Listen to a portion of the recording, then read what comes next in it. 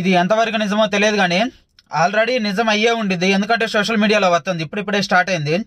అదేంటంటే పల్లె ప్రాంతాలలో తాగునీటికి నీళ్ళు ఇస్తారు కదా ప్రజలకి. ఆ ప్రజలకి నీళ్ళు ఇచ్చే వాటి మీద కూడా వీళ్ళు అనేది డబ్బులు వసూలు చేయాలని చెప్పి చూస్తున్నారంట. మరీ ఇంత దరిద్రంగా పల్లె ప్రాంతాల్లో ఉండేది పేదోళ్ళే కదా, ఆ పేదోళ్ళ దగ్గర తాగే నీటికి కూడా డబ్బులు వసూలు చేయాలని చూస్తున్నారంటే ఇంతకంటే ఇంత దిగజారిపోయి గవర్నమెంట్లు నడుస్తున్నాయి అంటే పేదవాడిని దోచుకోవటం కోసం మాత్రమే ఉన్నాయి. ఎలక్షన్ ముందేమో పేదవాళ్ళకి పథకాలు ఇస్తాం, పేదవాళ్ళకి ఇన్ని చేస్తాం అన్ని చేస్తాం అని చెప్తారు.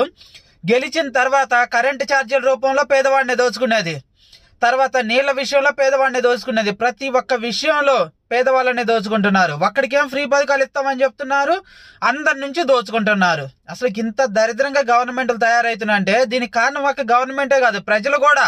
ప్రజల కళ్ళ ముందు జరుగుతూ ఉన్నా కానీ చూస్తూ ఉంటారు, ప్రజలు కూడా కారణమే.